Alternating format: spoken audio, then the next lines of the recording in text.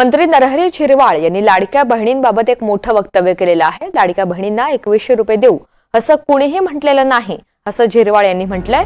महिला 1500 रुपये मिळाल्यानंतर खुश आहेत। मला वाटतं 1500 रुपये ही रक्कमही परिपूर्ण आहे असं विधान त्यांनी केलंय। लाडक्या बहिणी नाराज आहे आपण सांगत असतो किंवा विरोधक सांगत असतात।